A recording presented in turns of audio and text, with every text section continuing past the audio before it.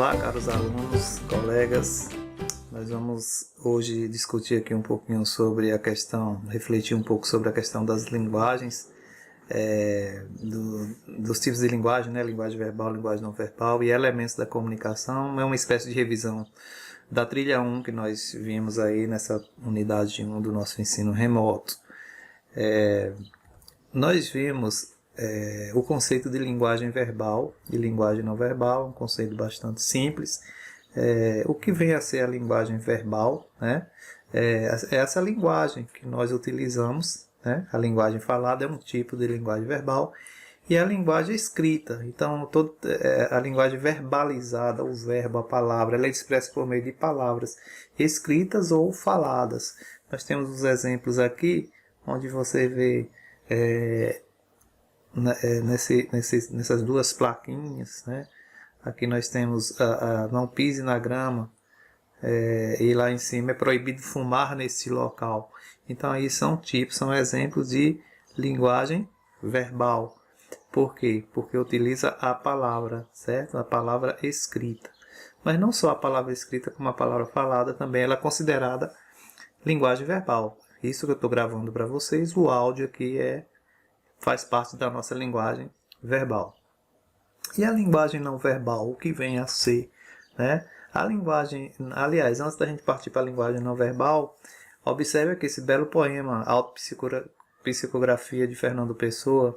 Eu até esqueci de colocar o nome dele aqui, mas Fernando Pessoa foi um dos grandes escritores, poetas aí, né, da língua portuguesa, e ele traz esse belo poema que se chama Autopsicografia.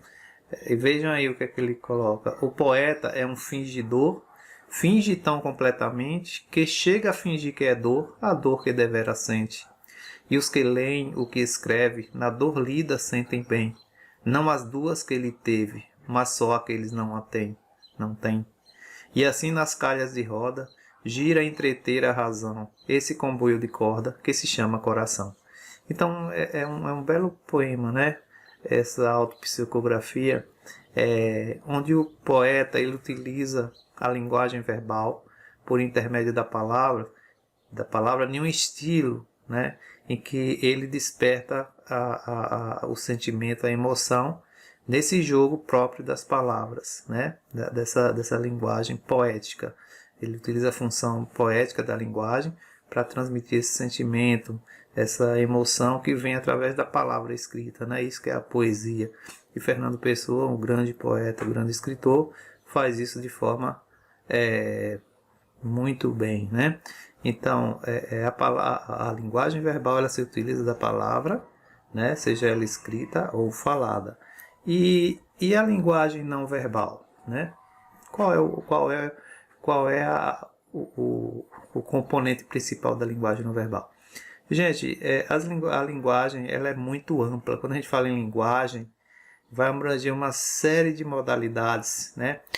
E nessa série de modalidades está implícito aí alguns conceitos teóricos, né?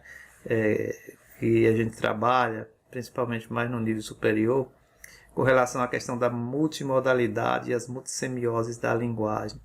A linguagem, depois eu falo sobre isso, mas a linguagem não verbal é aquela linguagem que ela vai utilizar os signos visuais, né? Na linguagem escrita, na linguagem verbal, nós usamos as palavras, que são signos, mas são signos que utilizam os sinais das letras, né? Os sinais gráficos das letras. E aqui na linguagem não verbal nós vamos utilizar outros signos, mais signos visuais. Então, quando você se depara, por exemplo, com uma placa desse tipo, não fume, proibido fumar, né? Você entende a mensagem. Quando você vem aqui, você vai entender de cara a mensagem, certo? Porém, o que é que acontece aqui? Não existe letras aí, né, do nosso alfabeto, não existe palavras, mas existe um jogo de semioses, né, numa diagramação própria desse tipo de linguagem que o interlocutor vai entender que ali não se pode fumar, qualquer um, independente de ser alfabetizado ou não, né? Ele vai estar letrado, digamos assim, nesse tipo de linguagem, ou seja, ele vai entender essa mensagem aí. Assim como sinais de trânsito, não é necessário o domínio do código linguístico da escrita, né, da escrita alfabética, para você entender que esses sinais, né, de proibido seguir à frente, proibido virar à esquerda, virar à direita, né, quando você chega num semáforo que o sinal está vermelho, você sabe que não pode ultrapassar. Então, são tipos de linguagem que comunica, que passam uma mensagem. E essa mensagem é entendida por intermédio desses sinais, desses signos visuais, né? Então, as linguagens não verbais, elas vão englobar toda essa série de signos visuais, incluindo aí os gestos, as posturas, as ilustrações, né, as placas, as músicas, a pintura, todo tipo de arte é um tipo, a escultura são um tipo de linguagens não verbal, né, que utiliza outras linguagens que não a palavra para expressar, né, as mensagens para os interlocutores. Porque a principal função da linguagem é o que? É comunicar, né? Mas a gente utiliza, nós seres humanos, nós utilizamos de vários artifícios para fazer essa comunicação da mensagem, seja por intermédio de linguagem verbal, seja por intermédio de linguagem não verbal. E hoje, com o advento da tecnologia, nós fazemos essa mescla, essa mistura entre linguagem verbal e não verbal, né? Principalmente com as TICs, com as tecnologias da informação e da comunicação, onde vocês adolescentes mesmo são muito bons nisso, de fazer memes, né? Criar vídeos, onde você faz um mix, né?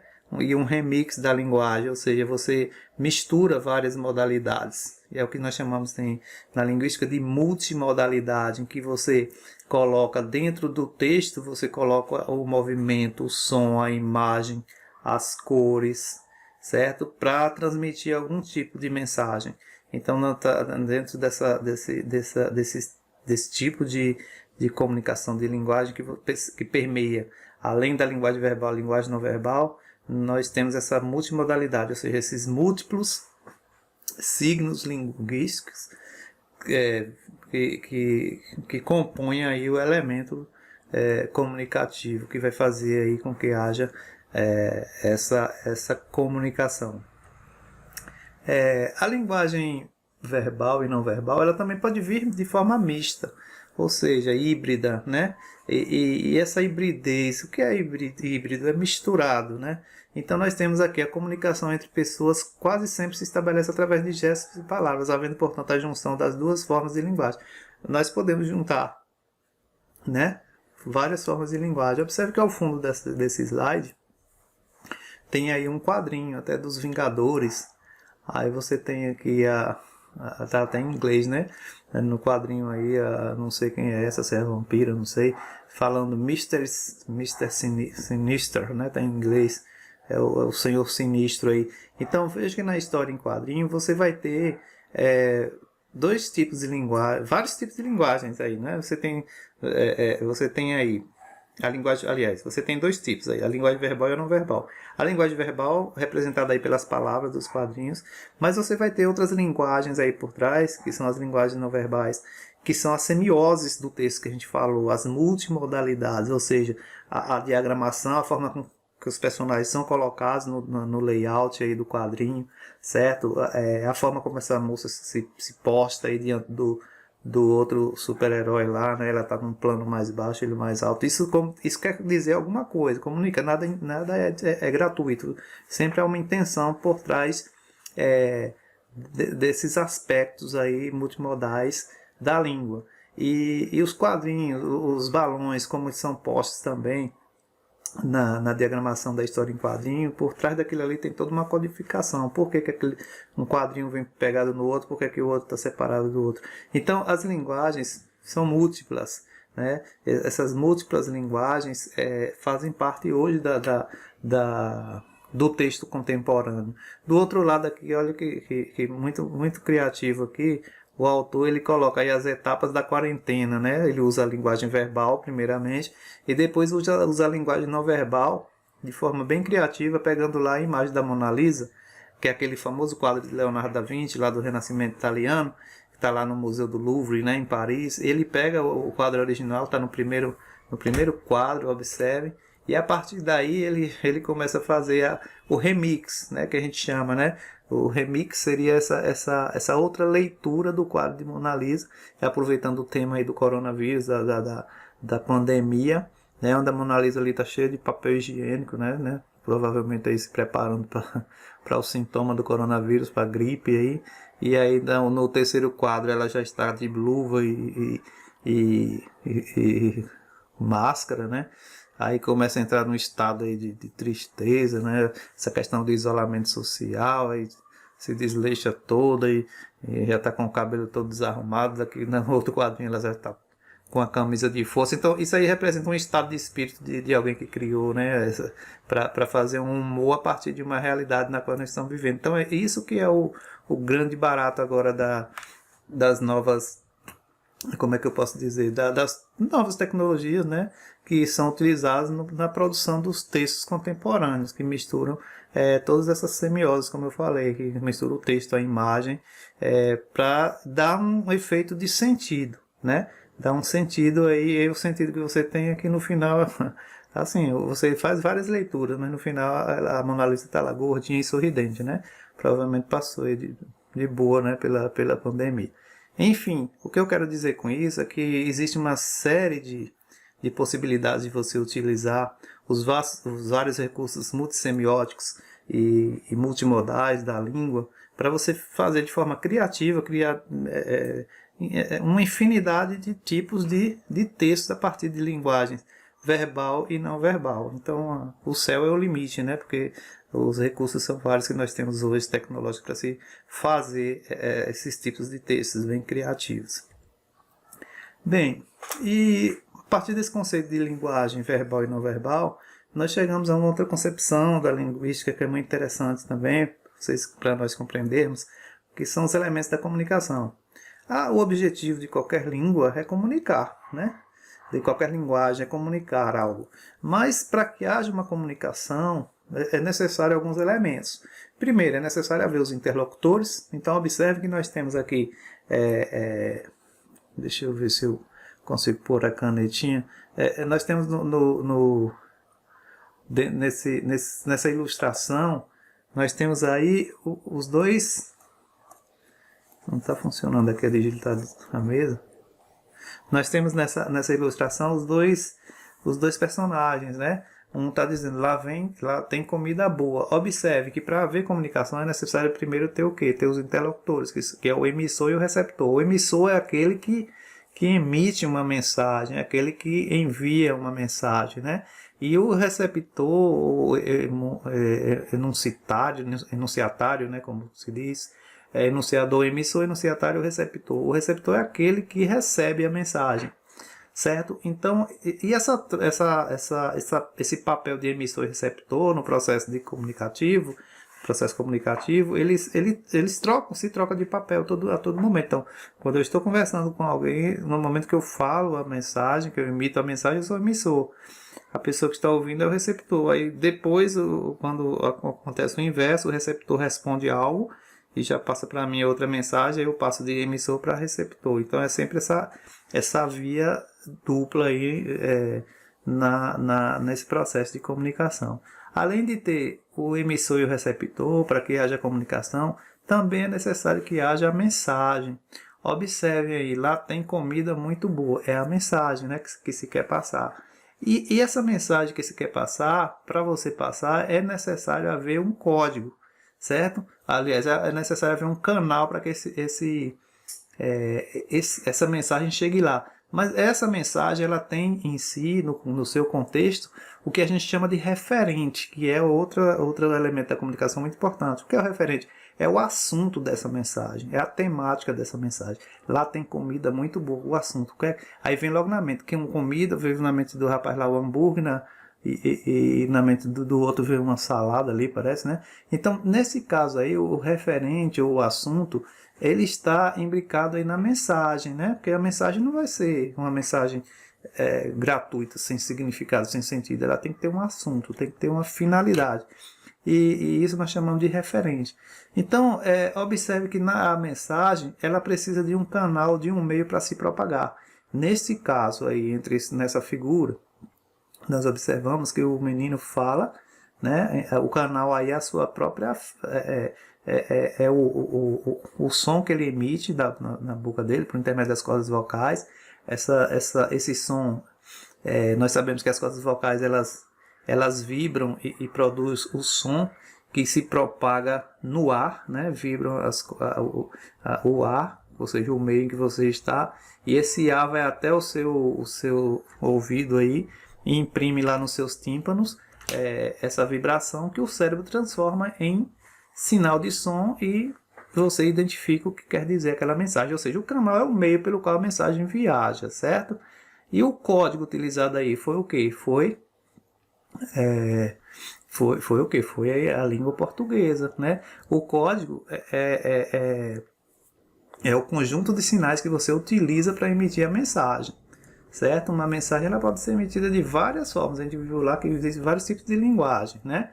Então poderia ser um gesto aí, se o menino fosse surdo, ele poderia fazer o jogo os sinais lá, né? Ou se fosse o cego, poderia ser por intermédio do braille, enfim. Existe uma série de modos de comunicar, né? Porque existe também linguagens várias. Então, nesse caso, em que nós falamos que esse código é a língua portuguesa, esse código ele tem que ser dominado pelo emissor e pelo receptor, porque senão vai haver o que a gente chama de ruído na mensagem, né? E aí não vai haver o processo de comunicação. Se ao invés disso aí, lá tem comida boa, estivesse assim, there is a good food there, né? Eu estou dizendo mais ou menos o mesmo em inglês aqui, mas se você não sabe o inglês, você não vai entender o que é que eu falei aqui. Então não houve processo de comunicação, né? There is food, a comida, there, lá. Eu falei no inverso aí, mas com o mesmo significado. Se você não domina o código, o processo comunicativo não se coaduna, não se consolida. Então é necessário que haja o domínio do código, tanto pelo emissor quanto pelo receptor. Então aí no que eu coloquei para vocês sobre o conceito de língua, de elementos da comunicação, está aí, né? Os elementos da comunicação dizem respeito a cada aspecto presente no fluxo comunicativo, desde o momento em que a mensagem é emitida até quando é recebida e compreendida. É importante salientar que esses elementos estão presentes em qualquer tipo de comunicação e podem sofrer alterações para adequarem-se ao contexto em questão. Qualquer que seja o processo comunicativo, sempre vai haver esses elementos da comunicação, certo? Isso aí é um conceito teórico, né, que vem de há muito tempo, desde o fundamento lá da fundação da linguística, do estruturalismo, que a gente vai ver esses elementos. Bem, então tá aí os elementos que eu falei para vocês, né? O emissor, o locutor é quem elabora a mensagem, é quem diz, né? E o receptor é aquele a quem a mensagem é dirigida, né? É ele que capta a mensagem. Veja na ilustração aí que isso está bem claro. A mensagem é o texto verbal ou não verbal, né? Propriamente dita, é a estrutura textual que se quer emitir, né? A mensagem. O referente é o assunto que está implícito nessa mensagem, que está explícita nessa mensagem. E o canal vai ser o quê? O veículo é o meio pelo qual a mensagem é difundida, é divulgada, o seu veículo condutor. Quando você está conversando com seus amigos pelo WhatsApp, o canal vai ser o quê? O canal vai ser o aplicativo, a internet. Você vai digitar de um lado no seu celular, do outro vai estar outra pessoa com outro celular recebendo a mensagem. Então você utilizou a língua portuguesa num canal da internet para mandar uma mensagem.